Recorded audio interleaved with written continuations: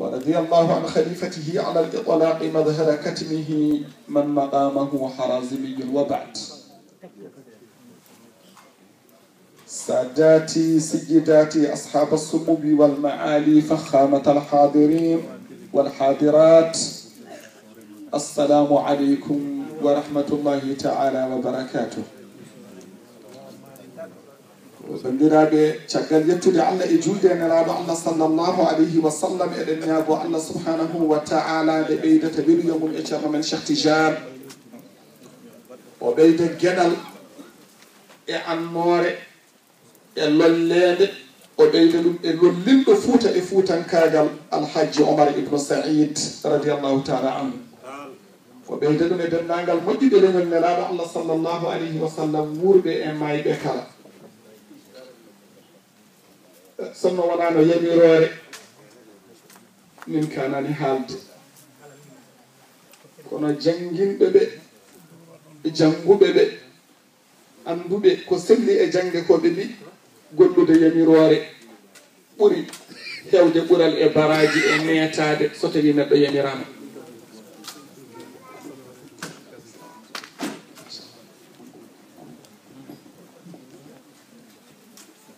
idam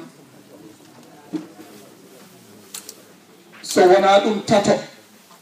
to bindi mbiya ko yo ndew tato, tato ngala gueɗal e dow tato, tato ngala konngol e dow tato, tato ngala gollal e dow tato, almuudo ala konngol e yeeso ceerno mum, ɓiɗɗo ala konngol e yeeso jiknaɗo mum, debbo ala konngol e yeeso joom galle mum. ɗum noon so tawi en ƴetti konngol tan ko yamirede, so wonano ɗum kono kewɗen wiide ni Zarqabbani ko waydani heftinomamo e ko wiyete jaflal uzma ko batu nodde, hayso fofofen garani tawa arɓe ɓe ene lomto fofofen, so tawi jonde jooɗima a lemima e jonde he a yi hen ɗiɗam nelaɗo allah sallllahu alayhi wa sallam, ka fuutanke ka pullo ka biyo mbimi, a ndaari banggue keddiɗo a yi ɗiɗam Cheikh Oumar radiallahu taala anhu, kadi ko bi kasratin, so tawi heeɓiɓade inchallahu taala ken jokkiɓe tan men gartoyi hen e dendagal seeranɓe men jooɗiɓe ɗo ɓe moni kala cikkeren ko kañum tan jogodiɗen ñalade e ɗeɗo golle umariya, ko noon allah waɗayi to duuɓi, to habara, to saqafa e to ko heddi ko foof, to diine aada. hande sa soggiɗo ɗemgal biyetegal logal faransiya tottata ɗum Cheikh Oumar, haalanma hen ko laaɓi taw koye Cheikh Oumar nanɗo, cogga ɗemgal biyetegal al arabiya tottata ɗum Cheikh Oumar, haalanma hen ko laaɓi taw koye Cheikh Oumar nanɗo, cogga ɗemgal fulfulde pular laaɓɗo cer sa yiiɗi mbadda hen logatal wolofiya tottata ɗum Cheikh Oumar, haalanma hen ko laaɓi taw koye Cheikh Oumar nanɗo. kadi allah suɗiri jonde nde ƴiƴam Cheikh Oumar tawi ko qurra'iyankoɓe nde duwa Cheikh Oumar jaaba, allah artiri ko wiyete ijaz ko, hayso ɓe gona hen adiɓe ko hen ɓe jeeya, yo allah yoɓɓe moƴƴere e ɓenɗo sen tawi mbiyen ko wasorte, ko farnorte, ko duworte e ƴiƴam Cheikh Oumar ko nanɗo. ceerno min juurima on, so wonano yamirore min kanani haalde, min dewna hen moƴƴuɓe leydi ndi, lomtiɓe moƴƴuɓe leydi ndi, ɓe ganduɗa kadi ko moƴƴuɓe leydi ala e diine kono ala kadi e aada. Seydi Nourou Cheikh Oumar min calminima min juurimama ceerno Makki, allah ne andi kadi komin joguino gantu o ko peeñƴo ne wawi calfude Mountaga nanɗo, o hanki tan min ɓilti hen, kono wawata sellude so wona min gara ɓaade ko yamirore, ko ɗum tan addi min kono min joguino al usru ma'dhurun kama araftu, minen fof eɗen gandi gantu koko jaɓete, ko gantu peeñƴo, guila min ceertema ko nden jindede tan min gonduno, ko hanki kadi allah ɓiltimin e ɗum inchallahu taala e himmeji mon e barkeji mon e dowuji mon.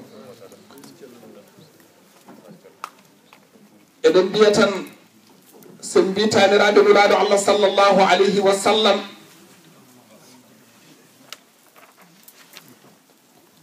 ko kamɓe tan goni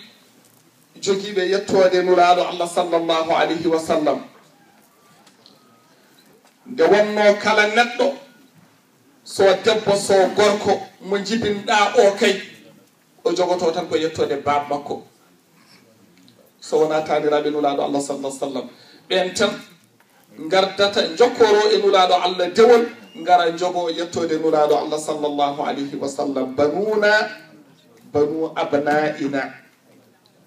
banuna ko banu abna'ina wa banatuna banuhunna banu abna'ir rijali al abaidi ɓiɓɓe men ko ɓiɓɓe men worɓe ɓiɓɓe men rewɓe ɓiɓɓe mumen ene mbawi jogade jettode jananɓe ɗum noon ko nandani hay goto ko Sharif Mollaji min totti on makanatu moɗon emen enen fuutankoɓe caggal Allah e nelaɗo Allah Cheikh Tidiane kala ko dañɗen to Allah e nelaɗo Allah e Cheikh Tidiane e to diine e to aada sen tawi mbiyen keɓirɗen ɗum ko Cheikh Oumar radiallahu taala anhu nde wonno noon moƴƴere ari ko ɓooyi kono nde o arani nde en keɓani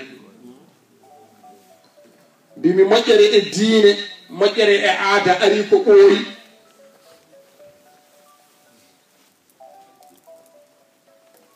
kono no Cheikh Oumar arani nde en keɓani ɗum kadi so neɗɗo haali ɗum e nguuɗo batu tawi haaliyankoɓe rewɓe nanɗo tawi ko joomumen worɓe kadi nanɗo tawi ko joomumen ɗum kadi bindi ene mbi inna lillahi sirran yudhiruhu ala lisani almutakallimina Allah ne jogui lobbuɗi e haala tawi haalaji ɗi kodi goonga Allah ne jogui lobbuli e darti tawi darti ɗi ko goonga Allah ne jogui lobbuli e tindi tawi tindi ɗi ko goonga kono no jogui joomumen so kaali tan nanete ɓen kadi nanɗo inna lillahi sirran yudhiruhu ala lisani almutakallimina ɗum noon haaliyankoɓe worɓe wonɓe ɗo koyno mawɗi men Bunumar nanɗo e bandiraɓe rewɓe wonɓe ɗo ɓe kamɓe foof ɗum ko gueɗal maɓɓe kono ko joguiɗon hen pop ala ko ɓuuri ko joga e Cheikh Oumar ko ɗum noon ɗum so addama ɗo inchallahu taala eɗen jorti lambata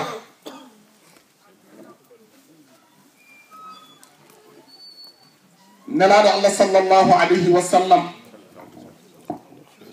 so tawi jonde diine joɗama tawi adresse o ko Cheikh Oumar nden kay ko diine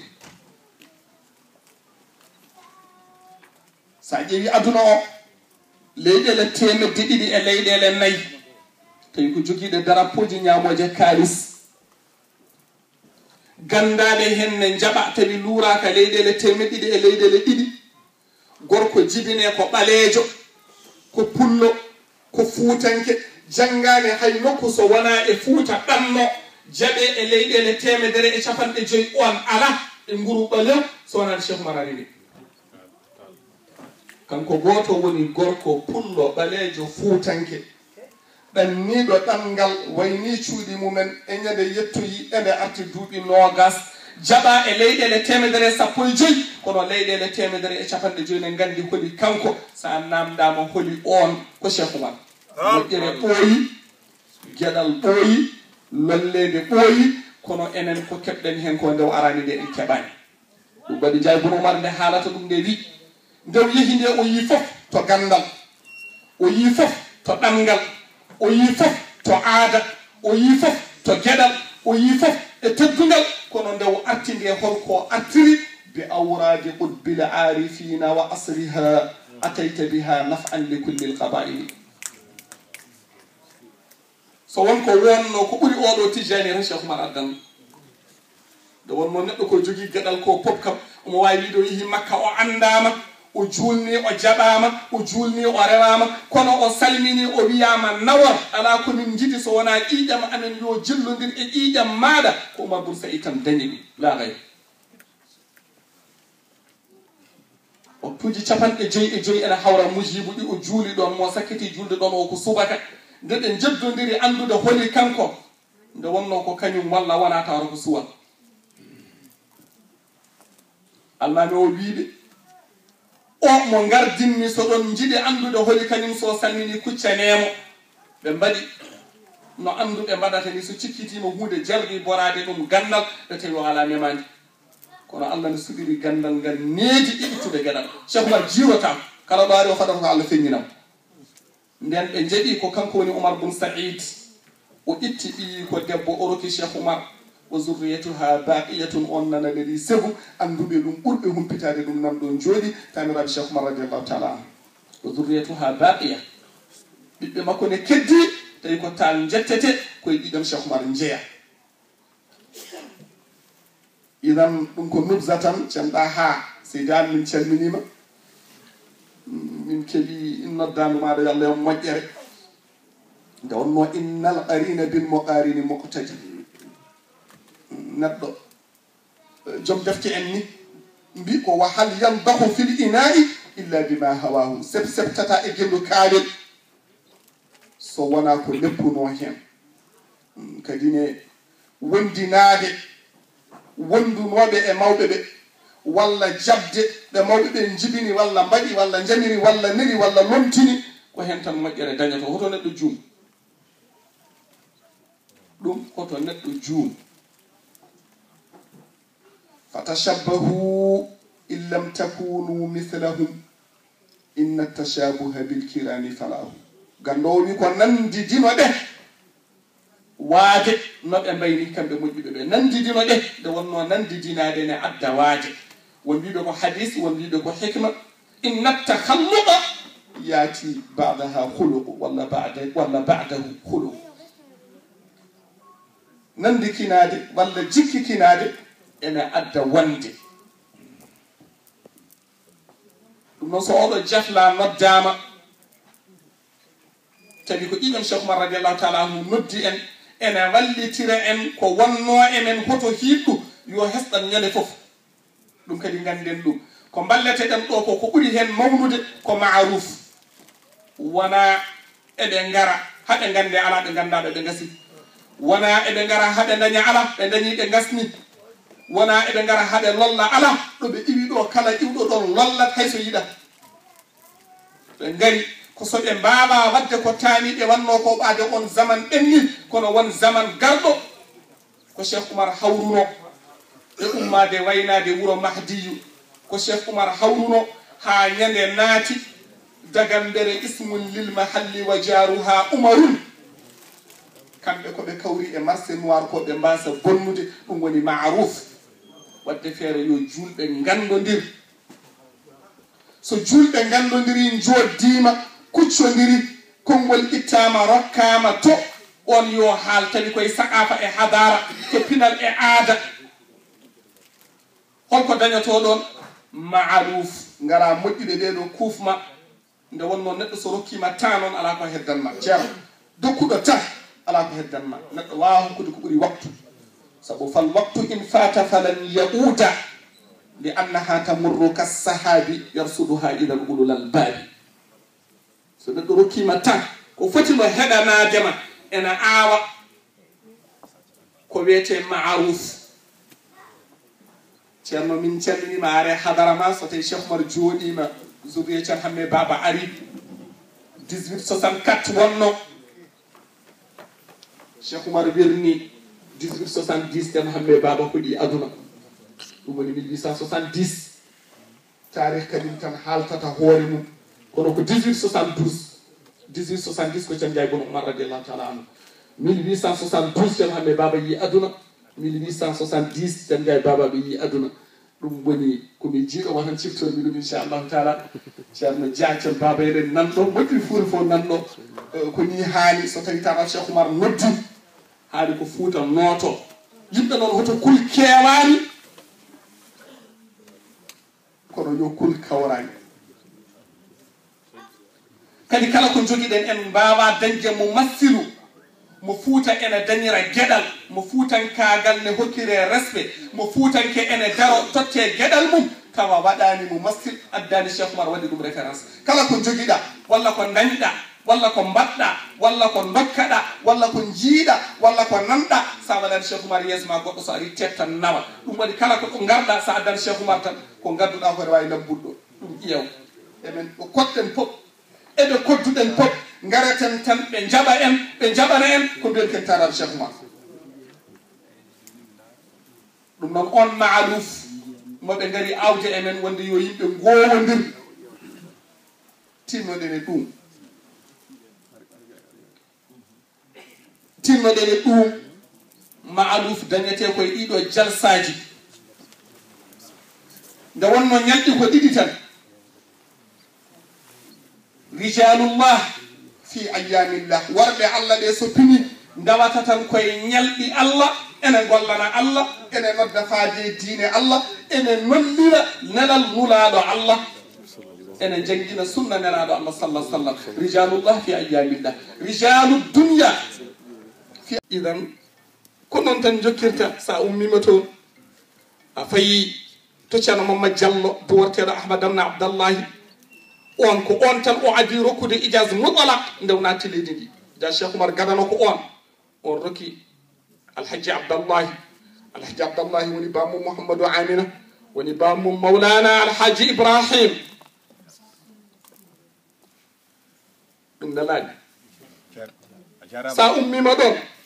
ɗon tan payata paya ɗon tan direct paya Madina Gounass Allah ji ali ko ɗon koye makko ƴetti alhaji ali Mouhamadou Saïd Sirajuddin Murabbi ummoɗa ɗon alhaji Malik alfahima mayaro alhaji Malik ceerno Baro Sirajuddin Murabbi neɗɗo so dañat hunde anda no fotiri o wasa ɗum ɓuuri en kalduɗen ɗum ɗo ko ha haqqillaji ɗi garta wonde taniraɓe Cheikh Oumar ne cekki en wonko kuccanɗen ɗum non no fotiri ɗum noon ganden ko on gorko woni jibinaɗo halwar jibinɓe moɗiɗo ɓe foof ko ɗon leeli bi halwara maqburayni indama hallihim madafinu ahli lfadli yurwa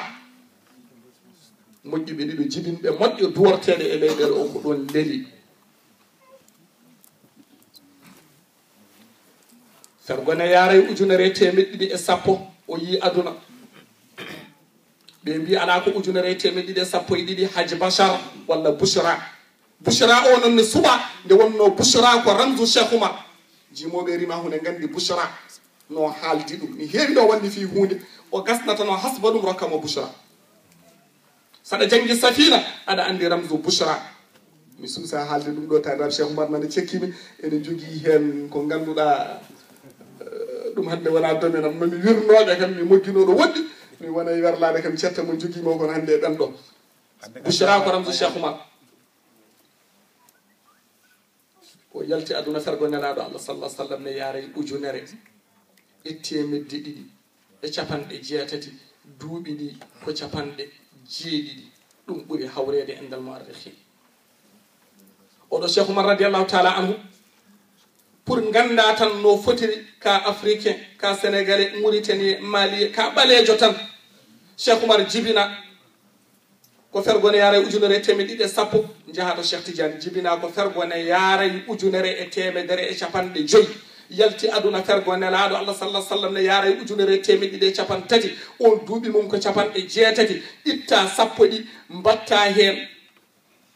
tawaɓe tawdiri aduna hakkude duuɓi sappo e jeenayyi e nogas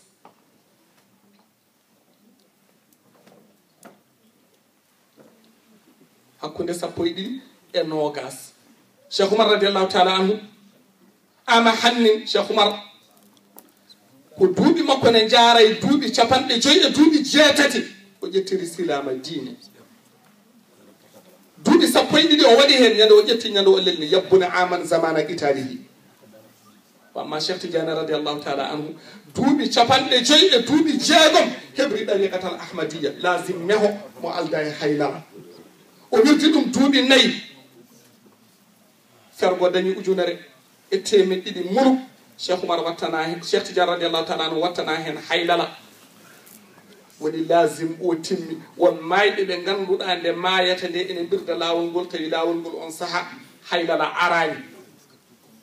saabu ɗum wirdama duuɓi nayyi tawi haylala arani idan ko mboɗono junno e jofogol he ko yidde wadde bayana tan e yamirore seereɓe ɓe wadde tanchiq kono ko haalete e l'islam ko haalete sira ko haalete e tarih oɗo gorko lollinɗo Fuuta e fuutankal o nana ara ɗum noon kalif men Allah ɗum ceerno noon emin calminma komin kewi wiide tan no min mbino ceerno Mouhamadoul Madani yuni ustadul akhlaqi wa thaqafati wal hadara ceerno ni ballirton julɓe ɓe nde wonno ko Cheikh Oumar hawrno ko waɗi kono ko kawruɗon e marché noir ko ceerno ko ni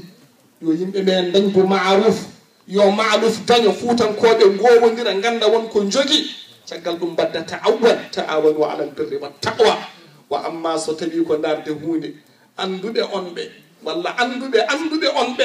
ko nanata e mon ko ne gandi wonno Allah waɗani on ceerno yo Allah hokkon fandinde min gari ɗo tan koye yesso almudagal walawla yamirore min gara haalde e hadaraji mon min calmini kadi seeranɓe amen moƴƴuɓe min tawiɗoɓe min calmini haaliyankoɓe ɓe ganduɗa fof ko ɓesguma ko ɓesgu Cheikh Oumar radiallahu taala anu ceerno makki Allah jarama on jarama inchallahu taala mi anda tan ko woni mawdu kono ala kullin kam ko ɓurmi tan yidde wadde tarkis won rakkisu fahma maaniha wonde yo fuutankoɓe paam wonde mbimi ni mboɗo yiyaɗo mawɓe amen tuworoɓe amen sergi nanɗo e yeesam he so tawi woni hay to ñantugal ko ma jemmen en daɗa no mbaɗen yodde ni eko joguiɗen ko yooɗi kene ñanto te sen ñantorima ɗum patɗen fofofen to ceernagal to gandal to diine to aada to ila mala nihaaya kono noon ko ma ñemben tan nde jooɗen Allah ko ma jiggoɗen tan nde jooɗen walla so woɗɓe noddiɓaade toon wonko ɗum jaɓiran ko ganduɗa ɓe kañumen mbawra noon saabu tawani ɗum ala e mumen ala ɗum noon inchallahu taala so tawi heƴoyi tan ne gasa inchallahu taala ko jiɗɗen haalde ko so fursa rokki inchallahu taala min kalɗum wa sallllahu ala nabil karim ila thanil marra jarama yalla e moƴƴere weltima e dendagal miñiraɓe mabɓe wonɓe ɗo ɓe fof ɓe mbi ɓe calmini on Allah jarama on jarama ɓe mbi ceerno Ahmad Tidiani Diagne haalama feewi moƴƴi kay woɗɗuɓe panno e maɗa an e ceerno Mouhamadoul Habibou An ɓe mbi kadi bisimilla moon wonde sowa fuɗɗade taw ha ene huusen jottino maɓe ganduɗon mawdu o ɓe ganduɗon ko waɗa e dow mum ko inchallah bi kamen lawol kalno yimɓeɓe par ce que emin patti e konngol moɗon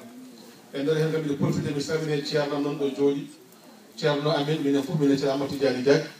wona ceerno Sade Sall imam torop omon ɗo kanko won so jooɗi minen kanko woni ceerno amen kanko woni jarrede amen min ngala goɗɗo so wona kanko minen hannde kam hayso talaɗo cheikh amen ngal ɓomtima ha laaɓi somin jiwa kadi hay hunde min goɗani min gonti leece kanko jottoto amen kanko heɓɓete min ceerno Sade bisimilla ma aɗa ñaaga duwaw no fewi aɗa ñaaga duwaw kadi tentagal no fewi ko almuɓe ma gonɗo ko musidɓe ma gonɗo ko fof ma woni ɗo ɗum noon bisimillahi bandiraɓe assalamu aleykum wa rahmatullahi taala wa barakatuh